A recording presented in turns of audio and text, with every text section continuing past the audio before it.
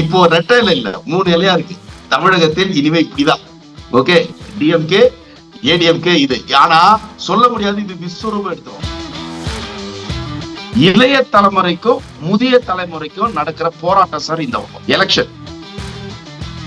தேர்தலாக இருந்தாலும் சினிமாவாக இருந்தாலும் மக்கள் கூட்டம் எங்க வருதோ அந்த இடத்துல யார் சென்டர் பிகரோ அவங்க பெரிய ஆள். எல்லாருமே தன்னை ஒரு ராஜா மாதிரி நினைக்கிறான். அதனாலதான் நீங்க அந்த கெத்தான பாட்டுல இப்ப வந்து நான் ராஜா பாட்டுல ஏன் பாடலாம்னா எல்லாருமே தன்னை பெருசா நினைக்கிறான்.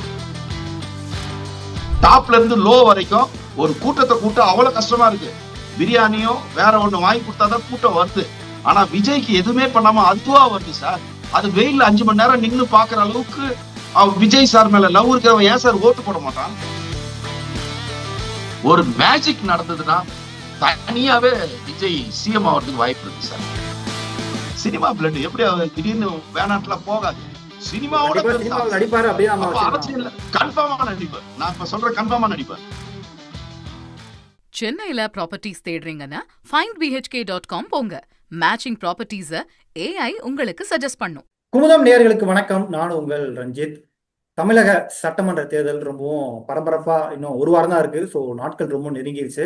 அடுத்தடுத்து எந்தெந்த கட்சிகள் ஒவ்வொரு பரப்புரையில ஈடுபட்டு இருக்காங்க. ஸோ இந்த எலெக்ஷன் எப்படி இருக்கு, இன்னொரு பக்கம் தமிழ் சினிமாவிலும் நிறைய சுவாரஸ்யமான சம்பவங்கள் அடுத்தடுத்து நிகழ்ந்துட்டு இருக்கு. ஸோ இதை பத்திலாம் பேசுறதுக்காக இயக்குனர் பிரவீன் காந்தி அவர்கள் நம்மளோட இணைஞ்சிருக்காரு. வணக்கம் சார். வணக்கம். எப்படி இருக்கீங்க? நல்லா இருக்கேன். தேர்தல மாதிரி நல்லா சூடா இருக்கேன். தமிழக தேர்தல் எவ்வளவு சூடா இருக்கோ அந்த அளவுக்கு நானும் சூடா இருக்கேன். நீங்களும் கேள்விப்பட்டோம் ரட்சகன்ல நரம்பு ஏறிச்சு இல்ல. இப்ப உண்மையிலேயே நாட்டுல இருக்க எல்லாருக்கும் இப்பதான் நரம்பு ஏறுது. என்ன எல்லாருக்கும் நரம்பு ஏறுது. Super sir. எலெக்ஷன்ல இருந்தே இந்த கான்வர்சேஷன் ஆரம்பிக்கலாம்னு நினைக்கிறேன் நானு. இந்த எலெக்ஷன்ல எல்லாருமே முக்கியமா பார்க்கக்கூடிய ஒரு கட்சி அப்படின்னா தமிழக வெற்றி கழகம், விஜய் அவர்களுடைய கட்சி தான். அவருடைய செயல்பாடு எப்படி இருக்கு? இப்ப அவருடைய பரப்புரை எல்லாம் போக ஆரம்பிச்சிட்டாரு, தினமும் போக ஆரம்பிக்கிறாரு. எப்படி பாக்குறீங்க அவருடைய இந்த பரப்புரையை? விஜயோட பரப்புரை வந்து சிறப்புரை, அதாவது ஒரு சிறப்புரை, ஒரு கட்டுரையே எழுதலாம். அவருடைய பரப்புரைக்கு வர கூட்டம், அங்க நடக்கிற அதிர்வுகள் இருக்கு பாத்தீங்களா, அந்த பரப்புரையை சிறப்புரையாக ஒரு கட்டுரை எழுதலாம். அந்த அளவுக்கு வர கூட்டம் சார். தேர்தலாக இருந்தாலும் சினிமாவாக இருந்தாலும் மக்கள் கூட்டம் எங்க வருதோ அந்த இடத்துல யார் சென்டர் பிகரோ அவங்க பெரிய ஆள். இப்போ யாருக்குமே வராத ஒரு கூட்டத்தை புரட்சி தலைவர் எம்ஜிஆருக்கு சொல்லுவாங்க. அதுக்கப்புறம் ஜெயலலிதா மேடமுக்கு, அப்புறம் கலைஞர் பேச்சை கேட்க வருவாங்க. அப்புறம் ரஜினி சார் போகும்போது வரும். ஆனா இதையெல்லாம் தாண்டிய ஒரு இடத்துல இன்னைக்கு விஜயோட கூட்டத்தை பார்க்கும்போது சார் பிரமிப்பா இருக்கு. அதோட அதிர்வை நான் இப்ப எங்க இருக்கேன்னா சார், குன்னூர் தொகுதியில அதே தாவேகாவுல என்னுடைய நண்பர் ஒருத்தர் தங்கராஜின்னு சொல்லிட்டு ஒரு பெரிய அறக்கட்டளையில முக்கியமான பர்சன். அவர் வந்து தாவேகா சார்பா குன்னூர்ல நிக்கிறாரு. அவருக்கு வந்து அங்க ஒரு 40,000 ஓட்டு ஸ்ரீலங்கன்ல இருந்து கன்வெர்ட் ஆகி வந்தவர் அவரு. அதனால ஸ்ரீலங்கன்ல 40,000 பேர் அங்க இருக்கிறதுனால அவர் குன்னூர் சீட் அவருக்கு கொடுத்திருக்காங்க.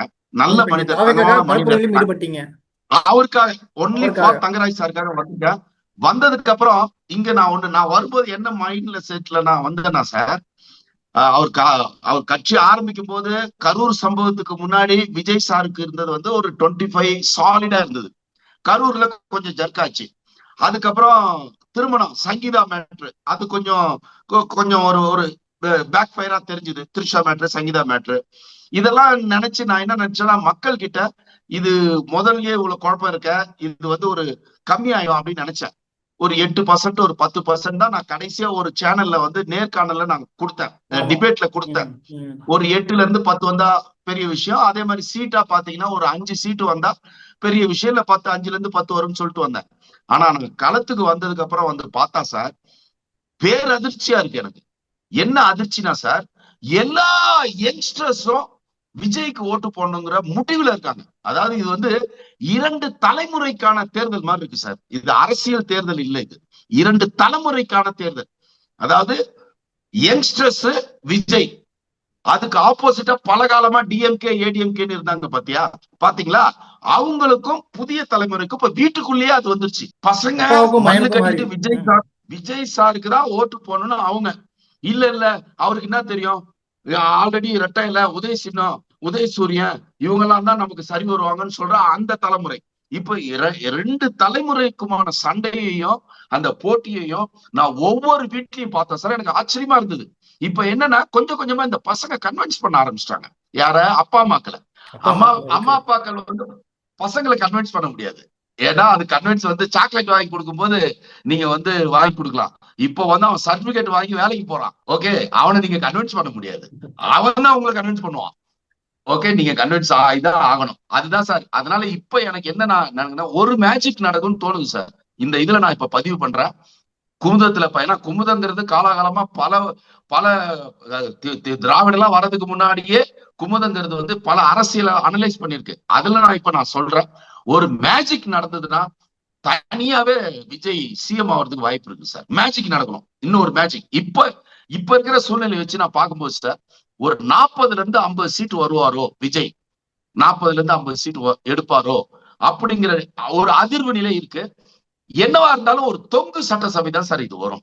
என்னோட இதுல இருந்து பார்க்கும்போது ஒரு அரசியல் விமர்சகர்கள் பேசும்போது கிட்டத்தட்ட கட்சியில பாதி பேர் டெபாசிட்டே வாங்க மாட்டாங்க அப்படின்னு ஒரு கருத்துக்கள் சொல்றாங்களே, அதை எப்படி பாக்குறீங்க? இல்ல சார், அப்படிதான் சார் இருந்தது. நானும் அப்படிதான் சார் வந்தேன். நான் வரும்போதே 5 சீட் வந்தா பெரிய விஷயம், சரி நண்பர் நிக்கிறாரு அவருக்கு போய் நம்மளால முடிஞ்ச உதவியை பண்ணலான்னு தான் வந்தேன். ஆனா கள நிலவரம் கலவரமா இருக்கு. பசங்க எல்லாம் சார் வெறியா இருக்காங்க சார். விசில வந்து பசங்க அவங்களே வாங்கி விசில் வாங்கி அடிக்கிற அளவுக்கு ஒரு விஜய்ங்கிற அந்த மோகம் இருக்குல்ல சார். சார் கடந்த 30 வருஷமா உளவியலா பாத்தீங்கன்னா சின்ன பசங்க சினிமால தான் சார் வளர்றாங்க. சினிமால வந்து பாத்தீங்கன்னா சார் இது ஒரு உளவியல் சார். ஏன் இந்த அளவுக்கு விஜய் சார் மேல ஒரு இதுவா இருக்காங்க பசங்க அப்படின்னா சார், கடந்த 30 வருஷமா அவர் நம்பர் 1 இருக்காரு டான்ஸ்ல. ரொம்ப ஏன்னா பசங்கனாலே டான்ஸ் பாட்டு தான் அந்த வயசுக்கு. அதுல நம்பர் 1 இருக்காரு, சினிமால நம்பர் 1 இருக்காருன்னும் போது அவர் மேல ஒரு பெரிய லவ் வந்துருச்சு. அண்ட் ஃபேமிலி லேடிஸுங்க வந்து அவருடைய சில படங்கள் வந்து பெண்களுக்கான படம்லாம் நடிச்சதுனால ஒவ்வொரு குடும்பத்திலயும் ஒருத்தரை பாக்குறதுனால அது நம்ம என்ன நினைச்சுக்கிட்டு இருந்தோம்னா சார், வெறும் சினிமாவோட அது நின்றுன்னு நம்ம பார்த்தோம் சார். அது இல்ல சார்.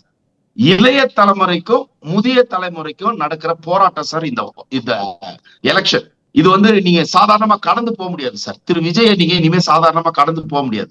ஏன்னா அவர் மேல ஓட்டா கன்வெர்ட் ஆகுமா சார்? ஏன்னா ஒரு நடிகரை பார்க்க வர கூட்டம் தானே கொஞ்சம் அதிகமா பார்க்கப்படுது. எல்லாருமே சொல்ற விஷயமா தான் சார். இன்னைக்கு ஒவ்வொருத்தருக்கு தனிப்பட்ட முறையில ஈகோ இருக்கு சார். என்ன ஈகோ தெரியுமா? நானே பெரிய ஆள்றா, நான் எதுக்கிட்ட அவரை போய் பார்க்கணும். அந்த ஈகோ எல்லாருக்கும் இருக்கு இல்லையா?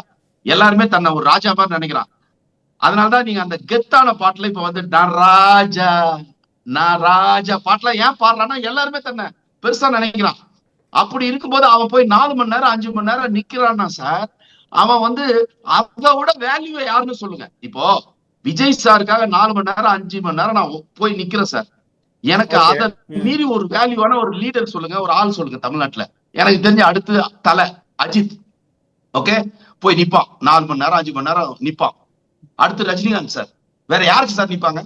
எல்லாருமே அவங்களுடைய அரசியல் வாழ்க்கையில ஒரு மீட்டிங் போனோம்னா கூட்டத்தை கூட்ட வேண்டிய நிலைமை எல்லாருக்குமே இருக்கு. நான் பேர் சொல்ல விரும்பல.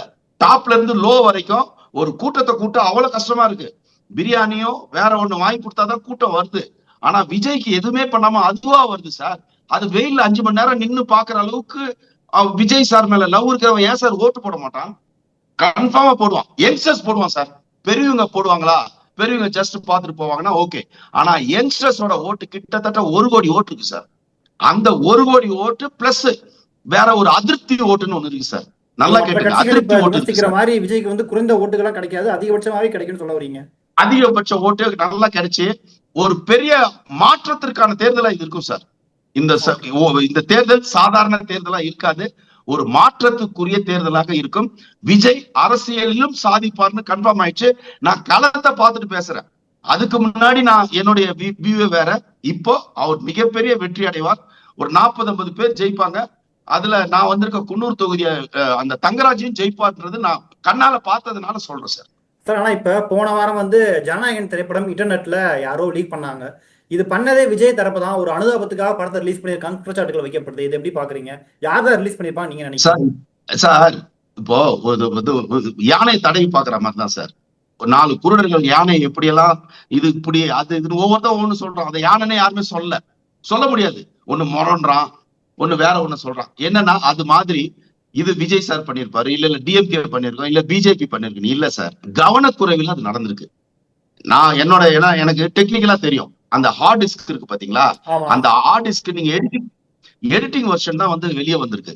நீங்க கியூப்ல இருந்து வெளியே வரல. அது படம் நல்லா கேட்டுங்க. கியூப்ல இருந்து வந்தாதான் வேற யாரோ பிளே பண்ணிருக்காங்கன்னு சொல்லலாம். இது வந்து எங்க இருந்து வந்திருக்கு அப்படின்னு பாத்தீங்கன்னா எடிட்டிங் வெர்ஷன் வந்திருக்கு. அந்த எடிட் வெர்ஷன் வந்து பாத்தீங்கன்னா அது யார் கையில இருக்குன்னா எடிட்டிங் மிச்ச ஆளுங்க கிட்டதான் இருக்கும் அது.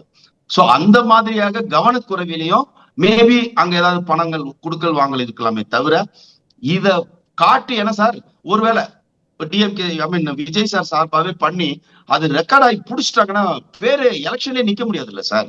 அவ்வளவு பெரிய ரிஸ்க் எல்லாம் எடுக்க மாட்டாங்க இந்த சின்ன விஷயத்துக்காக. அவ்வளவு பெரிய ரிஸ்க் எல்லாம் எடுக்க மாட்டாங்க சார். ஏன்னா நீங்க சென்சார்ல பிரச்சனையா இருக்கிற ஒரு படத்தை நீங்க வந்து வெளியே விடுறீங்கன்னா அது தெரிஞ்சிருச்சுன்னா பெரிய பிரச்சனை வரும்னு விஜய் தரப்புக்கு தெரியும். அதனால அதை நான் ஒத்துக்க மாட்டேன். அதே மாதிரி டிஎம்கேவும் பண்ணிருக்காரு. நான் ஸ்ட்ராங்கா சொல்றேன், டிஎம்கே பண்ணிருக்கேன். ஏன்னா அவங்க சினிமால எத்திக்ஸ் ஒண்ணு இருக்கு சார். உதயநிதி ஸ்டாலின் வந்து இங்க இருக்காரு. அதனால அந்த எத்திக்ஸை மீறி பண்ண மாட்டாங்க. பிஜேபி பண்ணணும்னு நினைச்சா அப்பவே ரிலீஸ் பண்ணிருப்பாங்க. அவங்களுக்கு வேற ஏதோ காரணத்துக்காக அது நிக்குது. அதனால இது வந்து கவனக்குறைவில தான் அது வெளியாயிருக்கு நான் ஃபீல் பண்றேன் சார். சார் ஆனா இந்த ஒரு விஷயத்த மேற்கோள் காட்டி இப்ப விஜய் வந்து இந்த நஷ்டத்தை ஈடுகட்டுறதுக்காக திரும்பவும் ஒரு படம் நடிச்சு கொடுக்க போறாரு அப்படின்ற ஒரு தகவலுமே கிட்டத்தட்ட ஒரு வாரமா போயிட்டு இருக்கு. இது விஜய் இன்னும் உறுதிப்படுத்தல, ஆனா இது ஆல்மோஸ்ட் கன்ஃபார்ம் அப்படின்ற மாதிரி சொல்லப்படுறாங்க. இதை நீங்க எப்படி பாக்குறீங்க சார்? ரெண்டே ஆப்ஷன் தான் சார். விஜய் சார் சிஎம் ஆனார்னா ஆக மாட்டார் சார், நடிக்க மாட்டார் சார். சிஎம் ஆனார்னா நடிக்க மாட்டார்.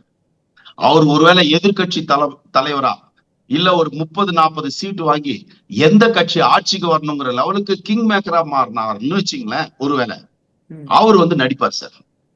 அவர் நடிப்பார். ஏன்னா பவன் கல்யாண் நடிக்கிறார்ல. பவன் கல்யாண் வந்து ஆல்மோஸ்ட் துணை முதல்வர், ஆந்திராவோட துணை முதல்வர். அவர் படம் இன்னமும் ரிலீஸ் ஆயிட்டு இருக்கு, மக்கள் ஆதரவு இருக்கு, ஓடிட்டு இருக்கு தியேட்டர்ல. சோ அவருக்கு ரோல் மாடலா ஒருத்தர் இருக்காங்க இல்லையா, நடிக்கிறது தப்பு இல்லைன்னு தான் வரும். என்ன சார், ஒரு அட்டென்ஷனுக்கு தான் அது சொல்லப்பட்டது. கேளுங்க, ஒரு பொழுதுபோக்கு ஒரு அரசியலுக்கு வராருன்னு மக்கள் நினைச்சிடக்கூடாதுன்றதுக்காக தான் நான் சினிமாவே தூக்கி போட்டேன்னு வராரு. இப்போ வந்து அவரை தூக்கி கொண்டாடினா ஓகே. ஒருவேளை ஒரு எதிர்கட்சி தலைவர்னா ஏன் எதிர்கட்சி தலைவரா இருந்தா அவர் நடிக்க கூடாது? நடிக்கலாமே. எம்ஜிஆர் சிஎம் ஆனதுக்கு அப்புறமே நடிக்க ட்ரை பண்ணார் சார். ஒரு படம் பாதியில நின்றுடுச்சு. அந்த படம் அதை முடிக்கணும்னா எம்ஜிஆருக்கு பெரிய கனவு, முடியல. அவர் மீது ஒரு விமர்சனமா திரும்ப வைக்கப்படும் குற்றச்சாட்டா, நடிக்க மாட்டேன்னு மக்கள் பணிக்காக வந்தவர் திரும்ப நடிக்கிறாரு அப்படின்னு. நீங்க ஏன் சிஎம் ஆக்கல? அவர் திருப்பி கேட்பாரு, என்ன நீங்க சிஎம் ஆக்கல? நான் கேட்பேன், நீங்க ஏன் சிஎம் ஆக்கல? சிஎம் ஆகிருந்தா அவர் நடிக்க மாட்டாரு. நீங்க சிஎம் ஆக்கல இல்ல, அதனால அவர் சிஎம் ஆகிற வரைக்கும் நடிப்பாரு. போங்க, அவ்வளவுதான் சார். சார் எல்லாமே இங்க கேள்வி பதிலுக்குள்ளேயே உலகமே என்ன சார், கேள்வியிலையும் பதிலையும் தானே அடங்கி இருக்கு. அதனால இந்த கேள்விக்கான பதில், நீங்க என்ன சிஎம் ஆக்கல, அதனால நான் உங்களை சந்தோஷப்படுத்துறேன். நான் சிஎம் ஆகி சர்வீஸ் பண்ண வந்தேன், முடியல, நான் சந்தோஷப்படுத்துறேன்னு ஒரு 4 படம் நடிப்பாரு. அதுக்காக தொடர்ந்து ஒரு 2 வருஷத்துக்கு ஒரு படம் பண்ணலாம், அப்படிதான் இருக்கும். அரசியலுக்கு நிறைய டைம் ஒதுக்குவாரு, ஆனா நடிக்கிறதா அவர் தவிர்க்க மாட்டார். எனக்கு தெரியும் சார், அது cinema blood sir. Cinema blood எப்படி அவர் திடீர்னு வேணாட்டுலாம் போகாது. சினிமாவோட நடிப்பாரு அப்படின்னு அரசியல் கன்ஃபார்மா நடிப்பார். நான் இப்ப சொல்றேன், கன்ஃபார்மா நடிப்பார், கன்ஃபார்மா நடிப்பார். ஒரு மேட்சிங் நடக்கலாம். 2 தொகுதியில போட்டிடுறதே கிட்டத்தட்ட இதுல ஒண்ணுல விட்டா இன்னும் ஜெயிச்சிடலாம் அப்படின்னு. சோ அப்ப அவருக்கே அந்த ஒரு பயம் இருக்கா, நம்ம ஒரு இடத்துல தோத்துடலாம் அப்படின்ற? சார் என்னன்னா சார், உண்மை சொல்லிட்டுங்களா, அவங்களுக்கே நம்பிக்கை இல்லை சார். நம்ம இவ்வளவு பெரிய வைப்ரேஷன் வரும்னு அவங்களுக்கே நம்பிக்கை இல்லை சார். எல்லாரும் பதறி பயந்துதான் வந்து நாமினேஷனே பண்ணிருக்காங்க. ஓகே, 100% வரோன்ற தைரியத்துல யாருமே பண்ணல. அந்த ஆங்கிள் நீங்க பாத்தீங்கன்னா விஜயகாந்த் தான் இருந்திருக்கு. ஆனா களத்துல வந்து, ஏன்னா ஏகப்பட்ட குற்றச்சாட்டுகள், கரூர் விஷயம், ஃபேமிலி இஷ்யூ எல்லாம் சேர்ந்து நெருக்கின உடனே, ஏன்னா எதிர்கட்சி ரொம்ப பலமா இருக்கு, எல்லாத்தையும் பார்க்கும்போது அவங்களுக்கு ஒண்ணு தோணும் இல்லையா சார்? அந்த தோணுனதுல அவர் பண்ணிருக்காரு. ஆனா நான் இங்க வந்து பார்த்ததுக்கு அப்புறம் தான் சார் எனக்கு தெரியுது. நான் ஒரு 1000 வீட்டுக்கு போயிருப்பேன் சார். 1000 வீட்லயும் இதே முரண்பாடு தான் சார். பெத்தவங்க ஒரு கட்சியா நிக்கிறாங்க சார், டிஎம்கே ரெட்டையில, பசங்க அத்தனையும் விஜய். இது எப்படி இருக்குன்னா, இந்த 2-1 இப்படி நிக்குது சார். இது எப்படி சார் இவரை நீங்க ஒண்ணு இல்லாம பண்ண முடியாது சார். இவர் இங்க வந்துட்டார், இந்த இடத்துக்கு வந்துட்டார். இந்த ரெட்டை இலைக்கு நடுவுல ஒத்த இலை வந்துருச்சு. இப்போ ரெட்டை இலை இல்ல, 3 இலையா இருக்கு தமிழகத்தில். இனிமே இப்படிதான். ஓகே, டிஎம்கே ஏடிஎம்கே இது. ஆனா சொல்ல முடியாது, இது விஸ்வரூபம் எடுத்துரும்.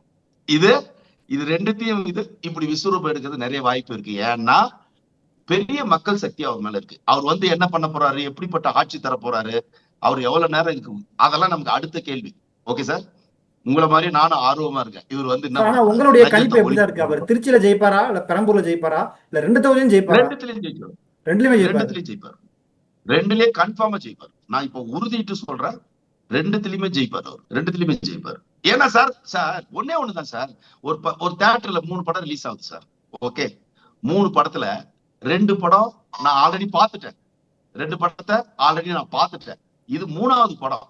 எதுக்கு நீங்க ப்ரிஃபரன்ஸ் கொடுப்பீங்க? எதுக்கு டிக்கெட் புக் பண்ணுவீங்க? பார்க்காத படத்துக்கு புது சார். படம் தான் சார் புக் பண்ணுவீங்க சார். இதான் சார் மைண்ட் சைக்காலஜி. சரி, அப்படி விட்டுருவோம். அந்த 2 படத்துல ஒண்ணு ரஜினிகாந்த், ஒண்ணு தலை அப்படின்னு இருந்ததுன்னு வச்சுங்களேன், இதுக்கு ஃபைட் இருக்கும். அங்க ஆல்ரெடி நம்ம ஸ்டாலின் அவர்கள் மேல ஏகப்பட்ட குற்றச்சாட்டு, எடப்பாடி மேல அவங்க கட்சியிலே குற்றச்சாட்டு, இப்படிதானே இருக்கு 2 கட்சியும். பலமா இல்லையே. அதனால என்ன பண்ணுவான், சரி பரவாயில்ல, அதை விட இது ட்ரை பண்ணி பார்ப்போமே. எல்லார் மனசுலயும் இது வந்துருச்சுன்னா இவர் நீங்க ஆசைப்பட்டபடி சினிமாவுக்கு குட் பை சொல்லுவார். Okay sir. அது எனக்கு தெரியல, அந்த அளவுக்கு அதிர்வு இன்னும் என் கண்ணுக்கு தெரியல. என் கண்ணுக்கு 40ல இருந்து 50 சீட்டு கன்ஃபார்மா ஜெயிச்சிருவாங்கன்ற கான்பிடன்ஸ் எனக்கு இப்போ வந்துருக்கு சார். சென்னையில ப்ராப்பர்ட்டிஸ் தேடுறீங்கன்னா findbhk.com போங்க. மேட்சிங் ப்ராப்பர்ட்டிஸ AI உங்களுக்கு சஜஸ்ட் பண்ணும்.